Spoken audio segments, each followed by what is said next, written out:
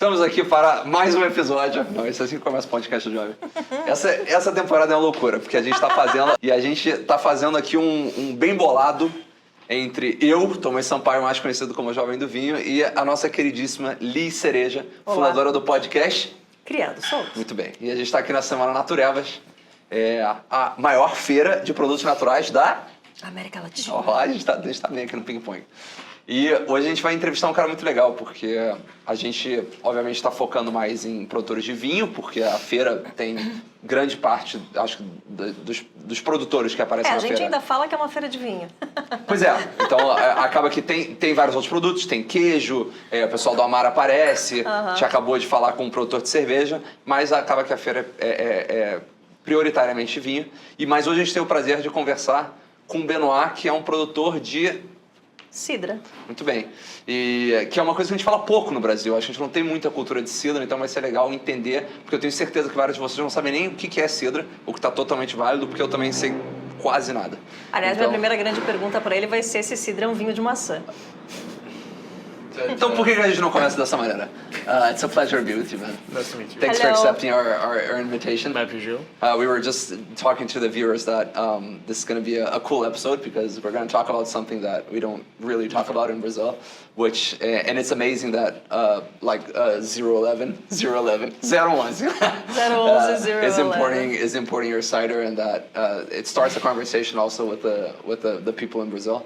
So before, we're going to ask you a little bit, obviously, about your life and yourself. But before we do that, we just have one quick question to get it off the bat, which is cider apple wine? For myself, yes. It is. Okay, cool. Começamos. Yes, because like the grapes, it's only one harvest per year, with influence about the climate of the years. So vintage, and it's for this reason all my cider are the vintage. Cool, and it's cool that we see the bottles and we see the vintages. Yes. Which is something that we don't really see, we don't see in beer, but we do see in almost all wines. Yeah. Mm-hmm. So it's cool that you reflect that. Usually the conversation flows much better when we're served. Yeah. Why don't you do the honors for us, please? Which one would you like to start with? La Faultière first. So, hoopla. So La Faultière, it's the name of the village where you find my father's orchards, planted in 1996. Okay. It's a low branch. Oops. It's a low branch with 12 hectares. 12 hectares, okay. And I took over the orchard since 2020 because before my father owned the orchards, do everything he wants, and after I say, it's a COVID period, so you have time to do that because I have two jobs. The first one is not that, it's selling wine in Paris. Ah, really? Yeah, and make cider, it's only during the weekend and holidays, school. Okay. We can say that. And it's my passion of the life, of course. And yeah, in 2020, you say, you have time, so you care about the orchards, and it was this year I go to be organic, officially. Cool. So would you say that cider for you is a hobby? It was, and it started to be. And in 2020, it became a little more serious. I mean, yeah, because I own the orchards. Yeah, you explained that to you. Cider is apple wine. We're going to call it that, but. If you, in more general terms, what is your definition of cider, really? Cider, it's apple, fermentation, prison mousse, sparkling way, naturally in bottle, and then after, it's all the vintage different cider makers are totally different. In the same way, one maker, different soil, different terroir. Signature, like the cook is the same. You have different plate with the same product, but it's because they come from different cooker. Mm-hmm. So. And what's the origin of cider? It's complicated because some book or some historian guys It can come like from Brittany or Basque country. We know for sure the apple is from Kazakhstan, so from Asia. Yeah, that's it for sure. Liz goes, Okay. damn, I didn't know that. I didn't. Wow. I don't know it's the difference. I mean, the definition of cider, because some people say cider can be like some apple cut with like blend of the water, and we make small session. Okay. And that like Egyptian people Yeah. did that like long time ago, you know. And but for me, the real definition is like the same of wine, like crush apple, make Apple some fermented. from the do juice, you- yeah, and not massage of apple with like water. So What about pear? Is it possible to do cider with pear? I make some pear. Ah, okay. And the pear is especially of Dauphinté. It's area in Normandy. It's between Brittany. I mean, it's close to Brittany side. You know, it's like southwest side of the Normandy. This is fucking good. Yeah. Thank you. I mean, like, I really want another Nosso glass. produtor de cerveja aqui atrás tá pegando toda a Parada é cidra. bom I mean, demais. It's so I good. just, no, thank you. I just try to make cider taste like wine, like something like full body, very strong, very very long in the roast, and to have like good match with like pairing in the meals, you know, in the menu, for example. You know? 'Cause, it's interesting to me that Thank you. you make this comparison with wine, because I told you before the interview started, I don't know anything about cider. Yeah. I'm putting my humble boots here, and I've never contemplated the possibility of cider being, can you call it vinified? Like, how would you? That's a very good question. What do you mean by I mean, The how process what's the of verb of like making cider? vinification. Of like, cidrification? okay. In French. Okay, so Cidrification. cidrification. huh? Cidrification. Oh, I'll call it that. In English, it can be cider making. Okay, because I Yeah. never contemplated the possibility of cider making being something so terroir driven, Yeah. in the sense that you cidrify like individual plots and Yeah. individual I vintages. did. And when you entered in the different kinds of apple, it's Exactly. a whole new world. Okay, so that's a good question. So tell us a little bit about types of apples, varieties, and how you blend them and how that works. So in Normandy plus Brittany, because it's looks the same area. I mean, like it's not. If you compare on the world, it's like very small area. Brittany and Normandy, we have like 2,000 variety of apple. 2,000? Yes, exactly. Okay. So it's a lot. So E você tá aí achando que maçã é Fuji. Yeah, women. Outra da Mônica. To explain like very briefly and simple, we made like 3 categories of apple. Okay. So one is like sweet apple. Okay. So it's the lowest acidity, lowest tannin. So less. That's the one we have in Brazil. Only sweet ones. So, and after we have like the name is like bitter apple, par la mer, is like very very tannin, and opposite is like acidic apple, is like high acidity. Like The green scale- apple. Yeah, acidic. Yeah, like a green apple tends to be stronger in acid. Exactly. Okay. Yeah. So, but the scale is like 1 to 5 for the tannin between sweet and bitter apple, Okay. and for this acidic apple is like 1 to 8 between sweet apple and acidic apple. So the scale is so very complex. large, give us like very great diversity of apple. But how do you measure this? Is this something that you send the apple to the lab and it says this Yeah, is a I mean- 6 acidity? It Yeah, but seems that- like 200 yeah. years Ah, we okay. work on that. It's like we have like one That book. this variety, it's a bitter one. It's Yeah, very yeah. bitter or not. It's, So it is a lot like wine. Yes. In the sense that Yes. you have all these varieties. and the blend it's between terroir specific. You blend them.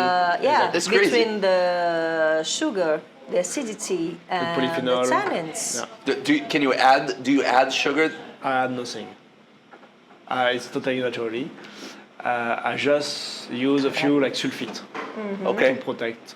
In the when bottling, or during the during the cidrification.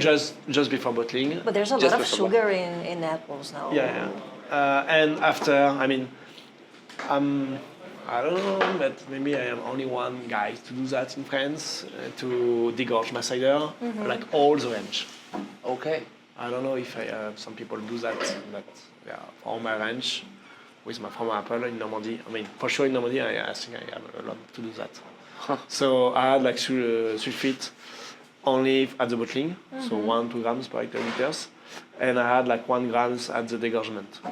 So I pick apple by hand, I use yeast, only tank, no hawk in my home. Kiln method. So kiln method is a natural way to make collage, like enzymatic collage. So naturally, the enzymatic naturally on the free enzyme. We work on the protein, and after I press 1 day, 2 days, or until 1 week, is depending on the variety.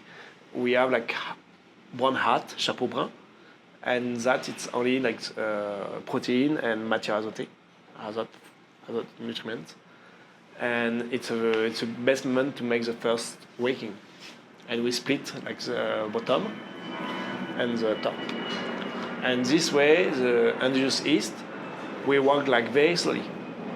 It's like the same of us, like the yeast need like oxygen, reject CO2, and transform sugar in alcohol. I mean, not us, it's like energy, but me, when I don't eat the morning, when I don't eat the lunch, I will work very slowly during the afternoon. And it's the same in the yeast, in a hawk or in a tank, because they don't have enough food, they will work very slowly, and the process of fermentation will be very slowly. So it's a big difference between cider and wine when you work naturally. The wine, the fermentation can be like very quick if you don't like call the wine, I mean. And the cider, like my cider in my home, like the fermentation is like 4 months, 5 months in tank, and then after it's 6 months in a bottle to have like natural like process of sparkling wine. Because I was going to ask you this because you said 4 or 5 months, and then 6 months. 6 months in tank. No, 6 months in bottle. In bottle, okay, so roughly 1 year. Almost, yeah. But we're drinking one cider from 2020 and one cider I start from 2016. Yeah, it's just to show you like the cider, like the same of the wine, like can cause edge. Edge. Yeah, because people, and a also lot of people think cider cannot. you have to drink in can't beer. age. Yeah, Like you the can beer. drink. I actually had no idea that it was something that you did, like age cider. La Faultière, 2020, I aged like 3-4 years on the, how do you say that? On the yeast. Before waiting at like a sourly almost. Yeah, like Soli, yeah. Wow. And then they go, I mean, everything is whitened by 20 hand, but years old cider. 2020 was bottling like 5 April 21, and they got like 13 February 2025. So just. You put it all. This is very important because change it all. But also the crazy thing, I don't know if you saw this, but it says the blend over 15 varieties. Exactly. And it also says the day of the picking, but it also says, and this is the cool thing, the terroir, the village, the subsoil, the bedrock, and the soil. Yeah, because I am in the Bassin Parisien, and the Bassin Parisien starts in Champagne with the chalk in the subsoil. So, and the Pays d'Auge area where I am is just the end of the Bassin Parisien. So we have like almost the same origin of the soil of Champagne. So. And it says here that there's 15 varieties, and on this one there's more than 15 varieties as well. Is it common for you to make cider with just one variety? I never tried. You never tried? No, because traditionally we make some blend because we have like a lot of diversity. Okay. And also for the complexity. Exactly. No, it's just interesting because otherwise I mean, it's just bitter, just acid. For example, when you think of wine, at least it's my opinion that if you compare the same vinification method of a Pinot Noir here and here, then you truly understand the difference between terroir. Yeah. If you have blends between a lot of grapes, it's a little more difficult, in my opinion. Yeah. And I was just wondering if it was common for you to do ciders with just one variety of apple. The only thing I saw, it was, I don't know, maybe just acid apples, for example. I saw that. Only one kind of... Okay. I make one, exactly. I made one cuvée, Missus, it's only sharp apple, so acidic apple. Okay. So with very high acidity, and it's something like very crazy. It's like color is totally different, it's more than yellow. and it's more acid than Chablis or some Champagne or like. And when I am in like, I am funny guys. When I am in Germany market, show my cider, I test this cider and I say, yeah, it's my grazing from Germany. Like high acidity with high sugar. So, Cool. And how would you know, for like an average consumer, when they look at your label, how will they know if it's more on the dry side or more on the sweet side? Is it possible just looking at the label or no? No. For me, no. I mean, it's just like me, I'm from Normandy, and normally Normandy cider is more like something like sweet, with like something like generous. But the people know that sometimes. But except that, I mean, some people start to know me like, Lesuffleur is Normand, so no, from Normandy guys. Right. So it has to be like sweetness of you. But except that, no, I mean, we don't know exactly if. When I'm buying a cider, there's no way of knowing just looking at the label. That was the question. Maybe the most information is like the alcohol. Yes. Because like sugar makes alcohol, and higher it's alcohol, like lower is sugar. Well, it's almost the same as when you think of a lot of German Riesling, which you were mentioning. If you want to know if that vintage had a residual or not, exactly. A gente tem uma pergunta aqui dos universitários que estão aqui de plantão. Os universitários cervejeiros. Cervejeiros estão de plantão. Você quer fazer a tua pergunta? Vai lá, fica à vontade. Okay. Go ahead. Dá sua tacinha. So I'm really. Uma voz do além. A voz do além. If you can hear me, I don't know. I don't have a mic on, but I'm really curious. Yeah. How do you get? Are these? You were saying about the length of the fermentation, right?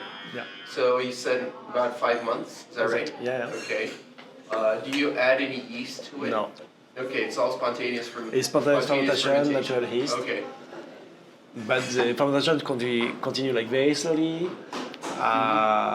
It's only tank, so it's closed like fermented. It's closed hermetically. You know? Okay, it's sealed tank. Yeah. Is it under pressure? No. Okay, it's open to the air.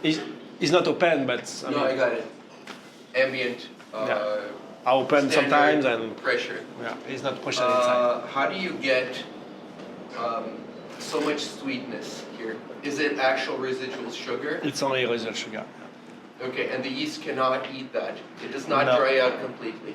No, I mean, the way we ferment cider, it's method ancestral. So it's only one fermentation, continue in the bottle. And in the bottle, they don't have enough food. They are like slowly numbers of yeast because we make some different wicking and we take off the bottom with like the lid and the tank. So we reduce the population of the yeast. And then after, like when they continue to the cider, they use like all the oxygen inside of the bottle. Sure. So after they can do not work more, so they stop. And then degorgement, I take off everything on the yeast. Oh, okay. So you take out the yeast later. Yeah, by the bag champagne method, like we open and degorgement, like. What if you were to leave it? What would happen? Forever, let's say. You don't. I don't degorge. What's happened? I mean, for me, like 90%, 95% of natural cider, like didn't degorge. Okay. So. For me, I degorge because I want cider like with like big precision, like the wine tasting, and also the first glass is the same as the last glass. Sure. You don't get all that sludgy, murky stuff. Yeah, and if I don't degorge the end of the bottle, we take the risk to have more like some reduction aroma. Okay. So it's just that. Okay, but the thing is, how do you know how much sugar there is in there? Yeah. How many grams per liter? Like, can you guess? Just from tasting? Yeah. I would say more than 12. A lot. I'd like 24, 30 more. I was 40, 45. 40. I was gonna say close to 30. Yeah, but because the acidity from the apple, it's very high. No, it's fine. It's fine. It's not. And still you don't get problems with because we were talking about beer just a few moments ago. Yeah. And in that case, if I just leave it, if I left a beer with that amount of sugar, at least with spontaneous fermentation method that I use, the pressure would keep building and building and building and building, and the thing would dry out, and probably the bottles would explode. The fermentation would not stop unless I do something with it, pasteurize it or refrigerate it or do the décrochement, right? So I'm curious, why doesn't this happen with apples, with your thing? One thing, this bottle is from Champagne area with like heavy empty bottles. So why doesn't it continue fermenting? It's because they don't have enough food. It's because it's too much sugar too. I mean, you have some levels. It's still materials for some people, like me too sometimes. Simply don't happen. Yeah, it's like I learned to make cider with my father and my grandfather. I never been to the school, to one school, for example. So I cannot answer. I mean, I'm sorry. Maybe we be disinterested about my mother. I'm sorry for that. Yeah, it's interesting. Interesting. No, it's maybe it's a mix mysterious. of a lot of factors. Also, one thing we don't understand is like the fermentation malolactic. So it's other. I don't know if you know that. It's like acid malic transformed in acid lactic, and it can be dangerous because it's a bacteria does that. And after, when they finish, when they find some sugar, it's in wine and cider, they start to like transform sugar in acid acetic or volatile. Yeah. And that is bad way. I mean, it's very good, and it's happened in my bottle, but they never do that. So I am like volatile like very low, and I start to talk with like some oenologue like very high like notoriety. And they don't know. They say, yeah, it's strange.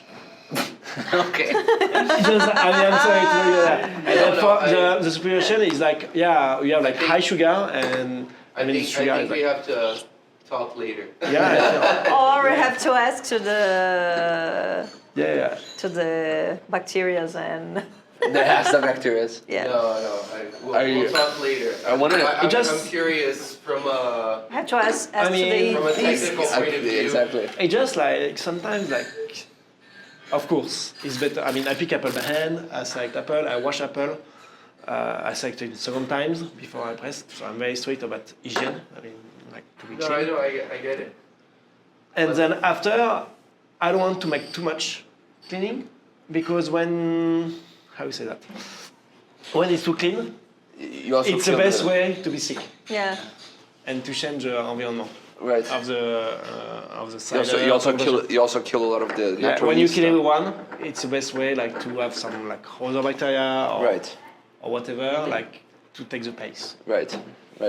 So we were talking. I'm curious about a place because you were talking. For example, if people knew that this cider is from Normandy, then they automatically already know, if they know cider, that it's slightly sweeter. You said that earlier. Sweetness, yeah. There's a little more sweetness. And if you go by Brittany or Basque Country, they are more drier, more bitter.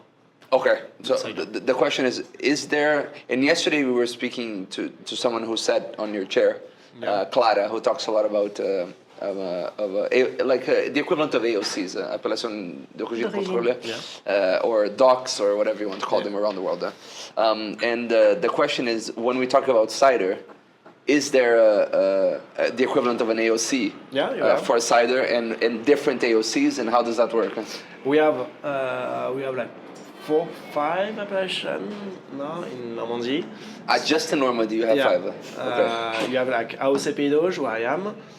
We have like AOC Contentin, AOC du Perche, and they try to have some other appellation, AOC Pelco, I think so, in the north, and maybe Bessin in the future. And they have like AOC d'Enfronté for the pear cider. Me, I'm not in AOC for different reasons.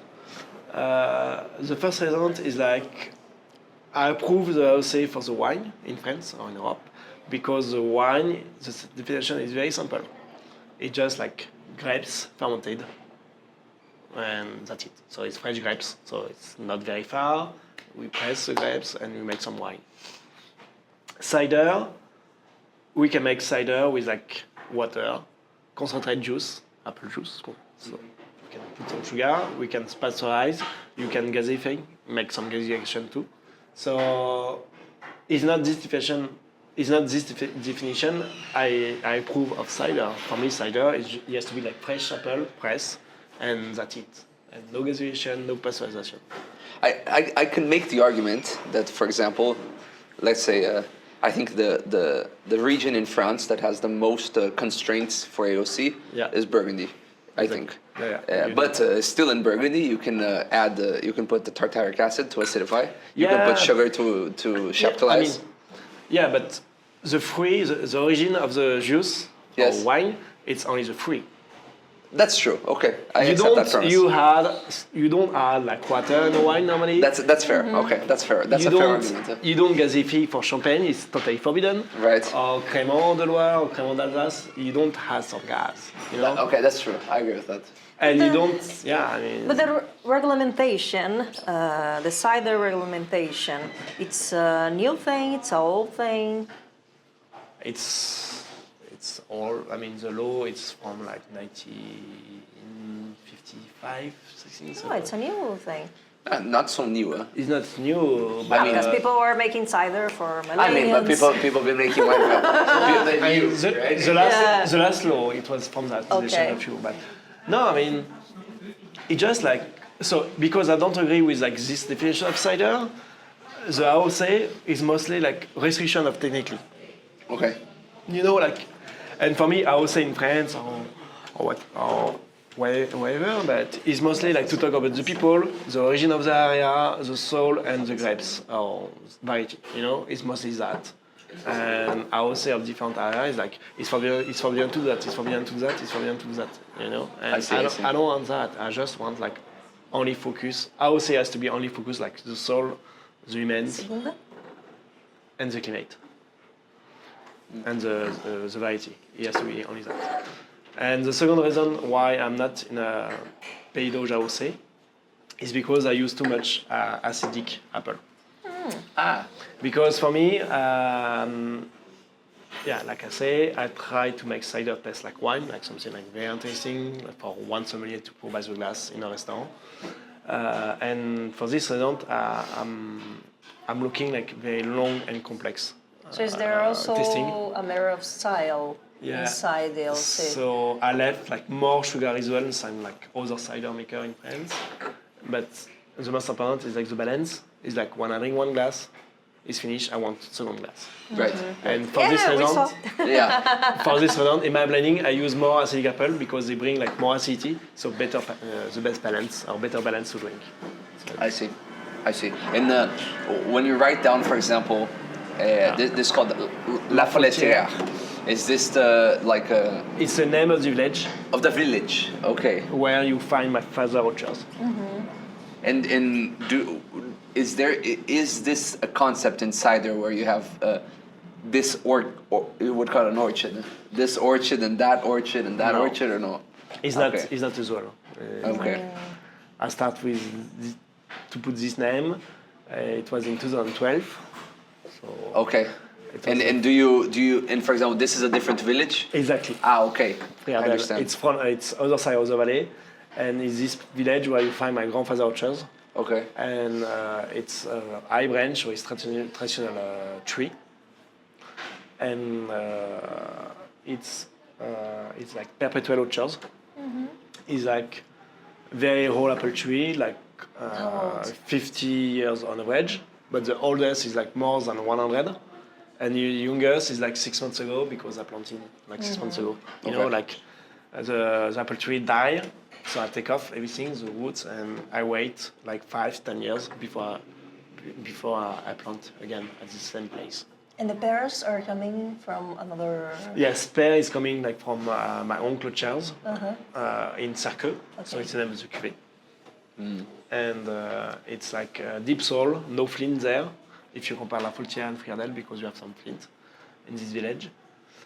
And it's only pear, and it was planted in 1994. But the first pear, like to be like start to make something like because we have enough volume. It was like in 2015. So, traditionally, there's any other fruit that people make wine or kind of cider? Yes, we have some coin. Some what? Coin. What's coin? Yeah. It's like a very small... no, the big one. It's a big one with like more acidity. Frutapão, marmelo. Marmelo. Okay. And and something we talk is like The little one, It's com. the Com. Sylvester one. Okay. But it's more from the Loire Valley. Frutapão. We don't have a lot in Normandy. Não, é tipo uma espécie de maçãzinha muito pequenininha que a galera Da Turma da fazia. Da Turma da menor ainda. Não, é tamanho de É uma muito... acerola. É, uma cerolinha, só que é um tipo de maçã que antigamente a galera fazia cidra com isso e deixaram de fazer porque é um trabalho do cão. Eu não tenho a menor ideia do que vocês estão falando. Mas beleza, depois a gente eu dou um Google aqui no meu telefone, depois eu olho isso. Cool. And I was going to ask you about the label. Yes. What is the goose and the crown? It's a duck. It's a duck. Sorry. Apologies. I'm sorry. I did myself, and I want a beautiful duck. He's a city boy, right? No, it's fine. No, but it's confusing. No, it's white. I make my pants with someone, okay? It's confusing and it's white because like I want like beautiful duck, and to be beautiful duck, I delete like one L, like what's Wing? it? Yeah, right. Yeah. It was just small, so it make more duck. But now because I delete it look like more goose. So don't worry, it's fine. So the story, It's a trans duck. It's okay. The story is like I want to be different of labels of cider because so many cider it's only like apple tree or like big cellar with like traditional like house of Normandy, and I want something like different. Also, I want something like contemporary labels. Okay. So this labels is like now 15 years. But it's still like it look like still beautiful. Yeah. So why duck and crow? It's because like the Queen Elizabeth II from UK came in Norbec, so the next village from my grandfather's estate, and had a lunch in a restaurant like au Canton. So Canton is son of duck, and we have the specialty of canard à la rouennaise. So duck à la rouennaise, it's blood sauce. Yeah. With the meat. Yeah, it's the specialty. It's a specialty of Normandy, of the cook, I mean.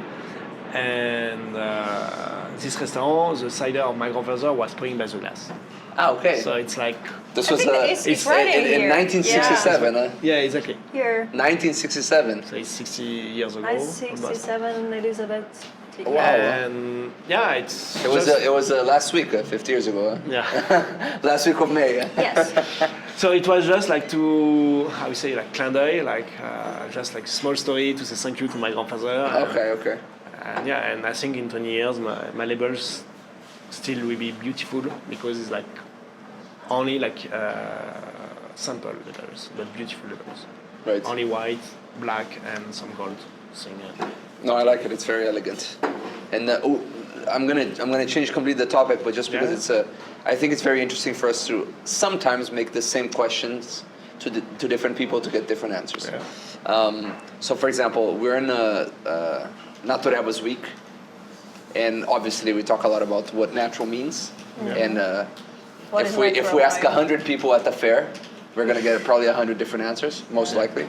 But the question is, for example, when you said you added a little bit of sulfate. Yeah. My question to you is, are there people around you, other cider producers, that are against that say that you're not natural because you add sulfates? Or no, it's accepted, everyone does it? I mean, my question, I mean, I'm really little rude, but my question is like,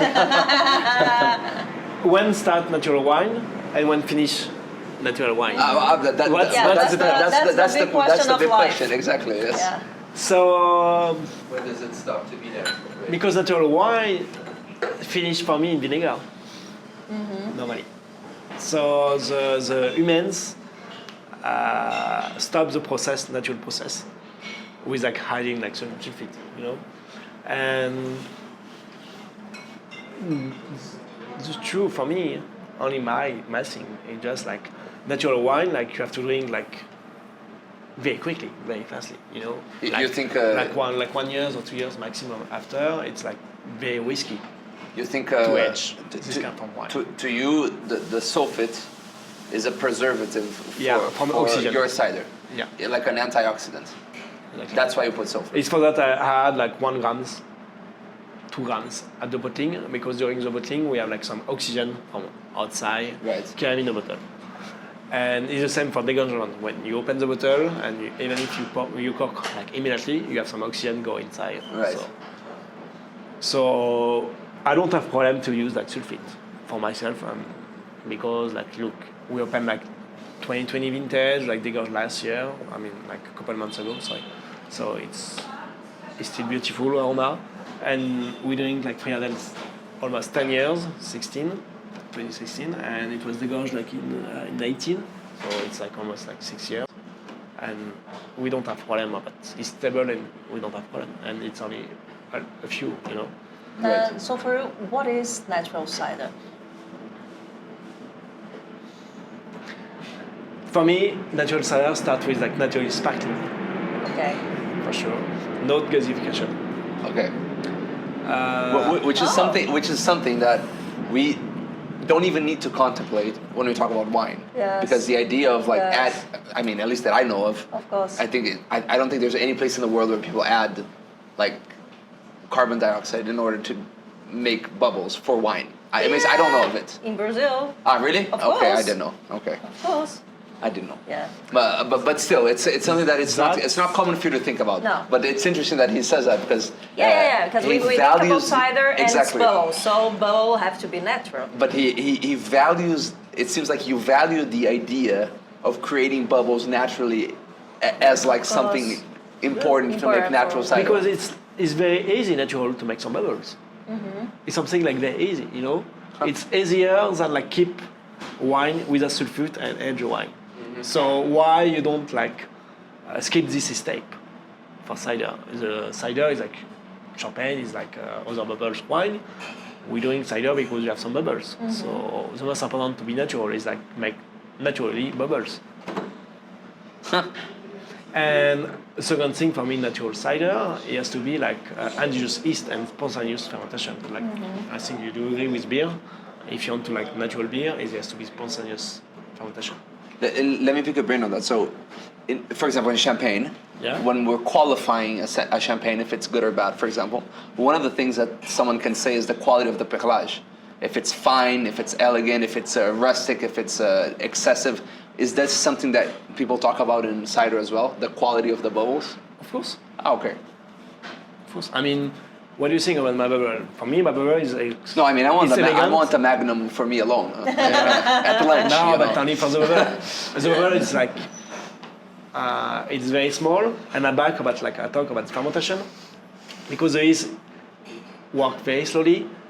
It's like us. When we work very slowly, we reject like very slowly like CO2. But when we are work, so of course the bubble will be like very big if you are like very fast fermentation. Okay. And what about agriculture? People talk about, in natural cider world, about agriculture. For myself, I'm organic. Certification since like 2023. So it's recent. Cool. Congratulations.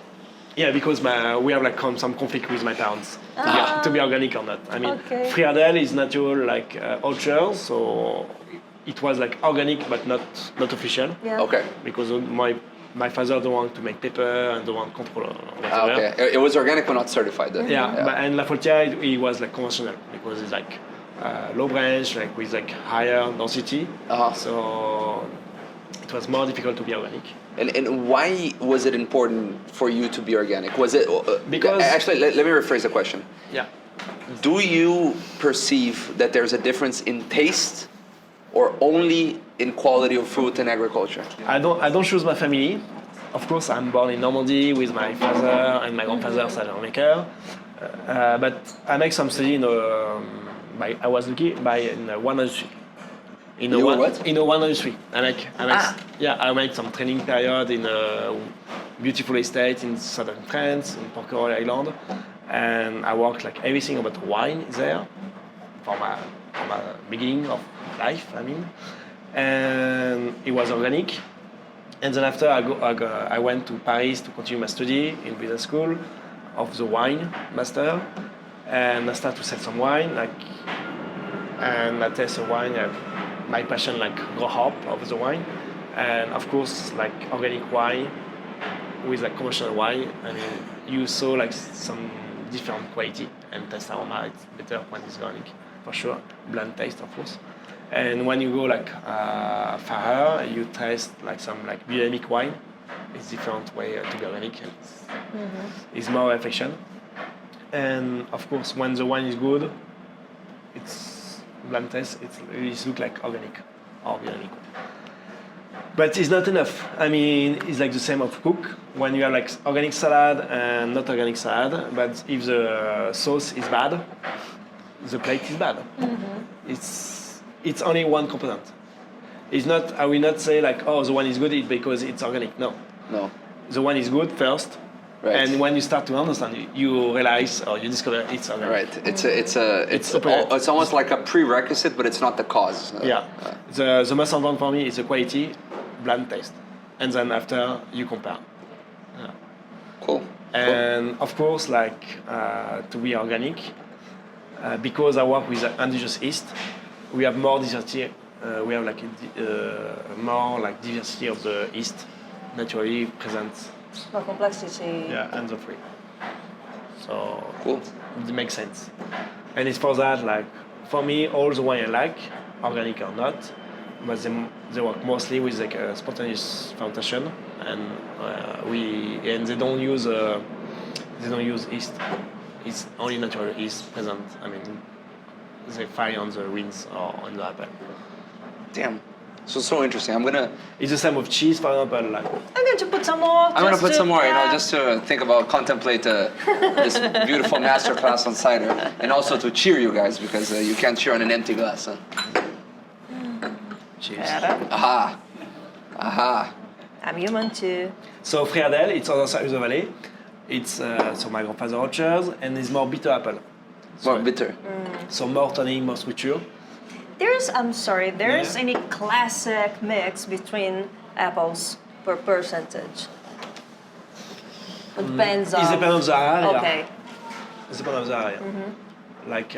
I talk about AOC Pays d'Auge, and it's forbidden to use more than 50% of acidic apple. And it has to be, so inconsequently, it has to be more sweet apple or bitter apple.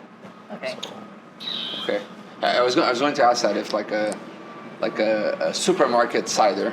Yes, of course. If a supermarket cider follows a recipe of the types of apples and etc. But they don't go. I mean, I don't want to be pretentious, but I'm very precise about what kind of apple I use, what variety I use, and I try to respect that all the vintages I'm blending to compare the vintage. In supermarket, you find 2 or 3 kinds of cider. It is mostly sec, demi-sec or brut, and they are talking about sugar residual. Right. Sweetness or not. So, and they're completely modified. So. Yeah. So I mean, it's only in the craft cider maker we can talk and discover what's the blend. Gotcha. What's the soul? How he makes cider? Yeah, it's indigenous yeast, or it's harvest by hand or something like that. So. Gotcha. Well, I mean, to me as someone that is stumbling upon cider, it was a real pleasure because this was amazing. First of all, because I learned a hell of a lot about cider, but second because it's fucking delicious. I have to go on a trip in Normandy and Britain. Yeah, welcome. I would love to. It's amazing. I hope you enjoy your week in Naturebas. Yeah. Thank you very much. It's my first time. It's your first time? Yeah. Hopefully not your last, huh? I hope so.